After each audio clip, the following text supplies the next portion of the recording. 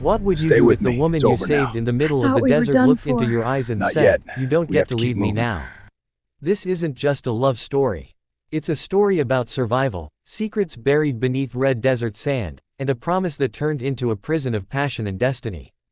If you believe love can be dangerous, unexpected, and impossible to walk away from, then you're in the right place. Before we begin, hit subscribe right now and join a community that lives for unforgettable stories of love, mystery, and heart-stopping twists. Because once this story starts, you won't be able to leave either. I never believed in destiny until the night I found her half buried in the burning sands of Arizona, the desert wind screaming like it was trying to erase her existence from the world, her dark hair tangled with dust, her skin glowing bronze beneath the fading crimson sunset as if the land itself refused to let her die. And I remember thinking that no one should look that beautiful while standing so close to death.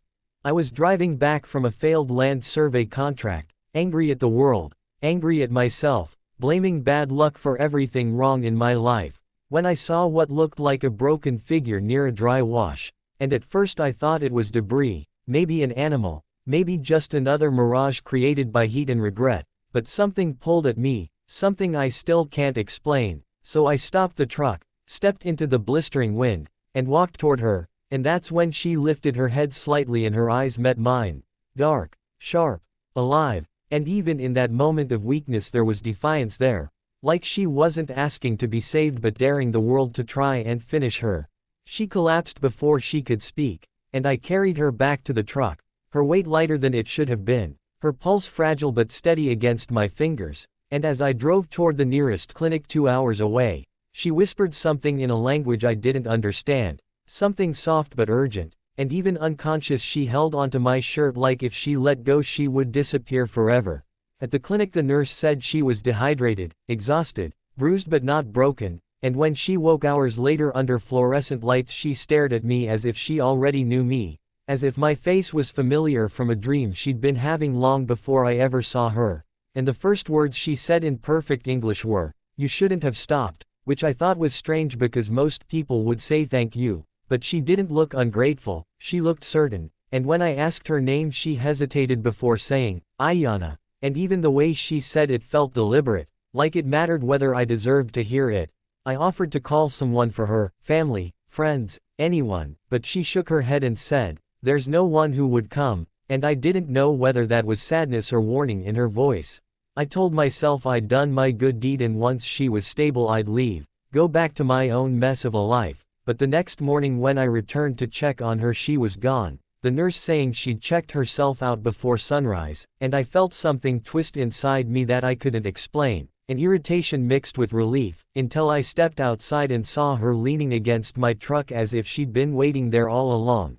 "You left your wallet on the seat," she said, holding it out to me, though I knew I hadn't, and when I reached for it she didn't let go right away, her fingers warm, her eyes studying me carefully. And then she said it, quiet, calm, unshakable, "You saved me. That means you're not finished here," and I laughed because it sounded dramatic, but she didn't smile. She asked where I was headed and I told her nowhere. Important, which was true, and she nodded like that confirmed something she already suspected. Then she asked for a ride back toward the reservation land east of the canyon, and I hesitated only a second before agreeing. The drive was silent at first, the desert stretching endless around us, but then she began telling me stories. Not about herself exactly, but about the land, about spirits that watched travelers, about promises made under blood-red sunsets that couldn't be broken. And the more she spoke the more I felt like I was being drawn into something older than either of us. When we reached a small cluster of homes near the foothills she didn't get out. She just looked at me and said, "You can't drop me here," and I frowned, confused, and she added, "They're looking for me," and there it was, the first crack in whatever mystery surrounded her. She wouldn't say who they were, only that they believed she'd taken something that belonged to them, something powerful, something they'd killed to get back, and I asked if she had, and she held my gaze for a long moment before saying, "Not what they think," which was the kind of answer that only creates more questions. Against every logical instinct I had, I drove past the settlement and deeper into the desert hills, toward an abandoned ranger cabin I sometimes used during survey jobs, telling myself it was temporary, just until she figured out her situation, but even as I unlocked the door I felt like I was stepping across a line I wouldn't be able to uncross. That night, under a sky exploding with stars, she stood outside the cabin and looked up as if speaking silently to them, and I asked her what she was thinking, and she said, "You weren't supposed to find me."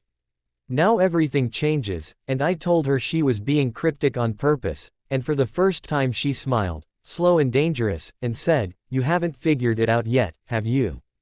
Days passed and instead of leaving she settled in as if she belonged there, cooking simple meals, cleaning the dusty shelves, moving through the small space with quiet confidence, and every time I mentioned taking her back to town she'd touch my arm lightly and say, "Soon." But soon never came. One evening headlights appeared far down the dirt road leading to the cabin, and she stiffened instantly, pulling me away from the window, whispering that they'd found her faster than she expected, and before I could demand answers she pressed something cold and metallic into my palm, a pendant shaped like a carved sun, and said, "If they ask, you've never seen me." Then she stepped outside alone. I watched from the shadows as two men approached her, their voices harsh, accusing, and though I couldn't hear every word I caught fragments.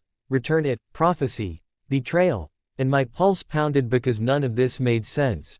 Suddenly she turned slightly toward the cabin, her eyes meeting mine through the darkness as if she knew exactly where I stood, and in that instant I understood that whatever she dragged into my life wasn't accidental. The men left after a tense exchange, tires spitting dust as they drove off, and she came back inside calm as ever, but when I demanded the truth she finally told me. The pendant wasn't just jewelry, it was a symbol of leadership passed down through her family, and certain factions believed she was destined to claim authority over tribal business deals involving land rights and mineral contracts worth millions, and they wanted control, not tradition. She'd run to avoid being forced into signing agreements that would sell sacred land to corporations, and by saving her I'd unknowingly positioned myself as her ally. I told her that was insane, that I was nobody in that fight, and she stepped closer, her voice softer now, and said, "You stopped. That makes you someone, and for reasons I still don't fully understand." I didn't walk away. The twists began piling up after that. Legal documents appearing in my email tying my survey company to disputed land parcels, anonymous threats warning me to hand over the pendant, a call from a corporate representative offering a shocking amount of money for cooperation, and every road I tried to take out of the situation curved right back to her. One night as tension between us crackled like desert lightning, I told her I couldn't keep risking everything for a fight that wasn't mine, and she looked at me with something dangerously close to vulnerability and said, "If you leave now, they win." And I realized it wasn't just about land anymore. It was about her belief that I was meant to stand there beside her. But the biggest twist came when I discovered that the so-called corporations weren't the only threat.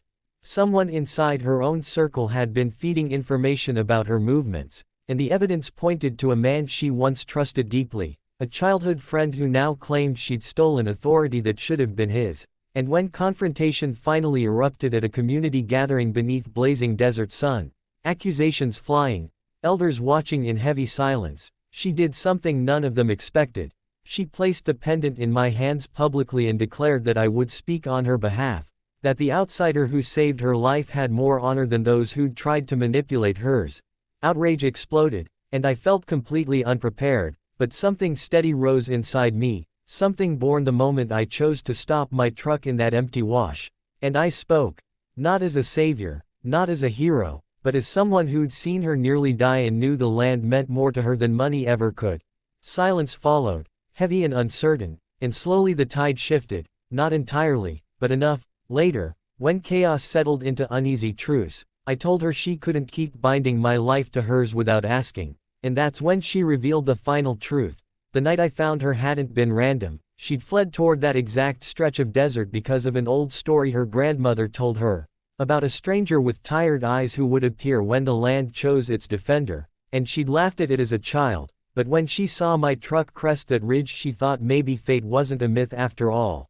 I didn't know whether to feel manipulated or honored, but as weeks turned into months and the fight for the land transformed into negotiations led by transparency instead of secrecy, I understood something deeper. She hadn't trapped me, not really. She believed in me before I believed in myself. Still, there were moments I tried to leave, packing a bag, convincing myself I deserved a simpler life, and every time she'd stand in the doorway of the cabin or later the small house we restored near the canyon, not begging, not pleading, just reminding me softly, "You chose this," and she was right.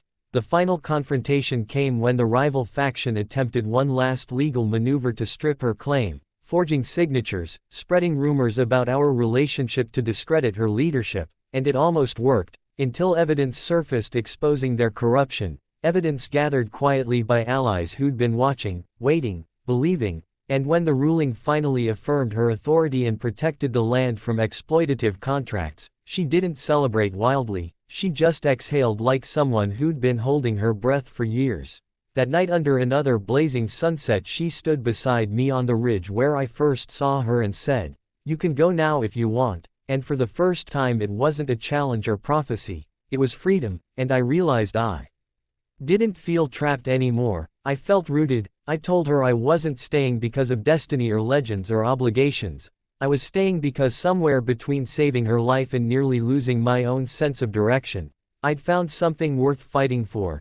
She smiled then, not mysterious, not guarded, just real, and slipped her hand into mine as the desert wind rose around us, no longer trying to erase her but carrying her voice across the canyon like a promise that neither of us would ever truly leave again.